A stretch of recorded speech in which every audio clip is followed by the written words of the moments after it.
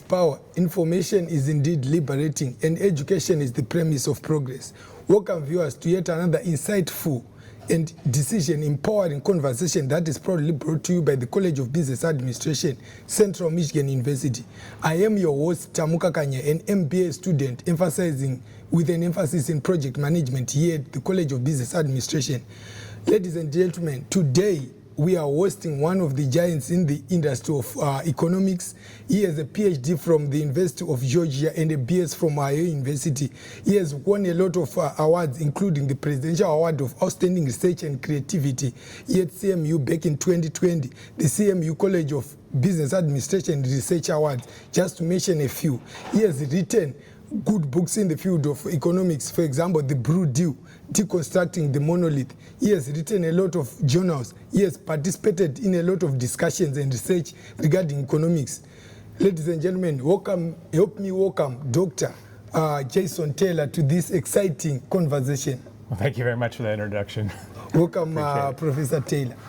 Yeah. So just to get into the conversation of today, we want to discuss about the Masters in Economics that is offered here at CMU. So can you tell our viewers, you as a professor in economics, the formats offered here at CMU for the Masters in Economics, and what is it that is special, and what distinguishes the Masters in Economics here at CMU from all other Masters in the Michigan State? Yeah, well, thank you for having me here. I'm the graduate coordinator of the MA in Economics. Our program is a traditional face-to-face program here. We don't have any online. It's 30 credit hours. Most students can finish in 3 semesters. Some do take 4. We do have an accelerated MA program. That's for our undergraduate majors, can double count credits toward both their undergraduate major and toward the master's degree. And the idea is you can finish in just 1 extra year, 2 extra semesters with that degree. I'll say that for our master's program, for a master's program in economics in general, the undergraduate degree in economics is largely about training students how to think like an economist, to think analytically, to think about how incentives matter, to think about how to analyze policies. The graduate economics is very different. Graduate economics is much more about training students or giving students the tools of how to do economics using data and statistical software. To really become a professional economist, I think you really need these skills to take data and analyze it. So that's a big part of our program. We are a STEM certified program, very quantitative. That's true of any master's program in economics, where we're going to train students how to do research. We're very research focused, and how to gather data and test hypotheses in analyzing data. That's really a major focus of our program. Okay, that's really good. And indeed, as a master's level student, you'd really want to deal with data, analyze, and predict. So, which career opportunities opens up with having a master's in economics that is STEM accredited? Yeah, well, many of our students they want to use our program as a springboard for a PhD program in economics. They may not have the quantitative skills after their undergraduate degree, so they come to our program to build up those quantitative skills. Not all the students, but some of them do that. Other students, of course, go on and get jobs in private sector industry, or they go work for government. Some work for big companies like Amazon. Others go and work for smaller companies that, regional companies that we might not have heard of as international. Many of the international students that we have will go back to their home countries and work for their governments, or they'll go back to their home countries and they'll work in academia. They'll teach at their universities. So there's a wide variety of things. Government also is a big thing with an economics degree and master's. In economics, you can go work for a government like the Bureau of Labor Statistics or the Federal Reserve, or the state level equivalents of the Bureau of Labor Statistics. We have a lot of students that go and work for those.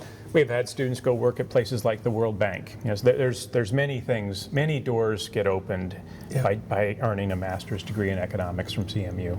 Yeah, thank you so much, Professor. I think I have to acknowledge that also as an international student, that the programs here, they are very empowering, even if we go back to our home That's countries. right. Yeah. Yep. So who qualifies to be enrolled in this master's degree program here at CMU, the MA in economics? Yeah, so it's important to note that you do not need to be an economics major to enter our program. Most of our students do major in economics, but it's not required. What is required is that you have to have at least some introductory calculus and some introductory statistics. If you don't, it doesn't have to be high level. We're going to train you in calculus, we're going to train you in statistics, but you have to have at least introduction to those things, Okay. or else you're going to probably be somewhat lost going in. We also want you to have at least some economics, so that you know at least some of the basics, of GDP and inflation and supply and demand. Again, the language of economics. So we hope that you'll have had at least a couple of courses in economics and at least introductory calculus statistics. But you don't need to be an economics major necessarily. Okay, yeah, that is very true.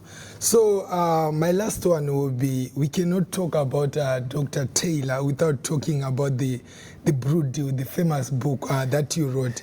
Well, I wouldn't say it's famous, but thank you. Yeah, so what is the main idea behind the book, and what can readers benefit from this book that you wrote, and where can we find it? Well, I'm an economist, and I do a lot of work on the economic history of the Great Depression era, and what that book talks about is how beer helped battle the Great Depression. So we had prohibition; beer was illegal, and then in 1933, the government decided to, even though we were in prohibition, declare beer to be non-intoxicating, so that it would be legal. And the reason they did that was to try to create jobs and try to stimulate the economy. And what I show in the book is that it worked. It created a lot of jobs in breweries and in the makers of kegs and trucks and in beer distribution and beer service.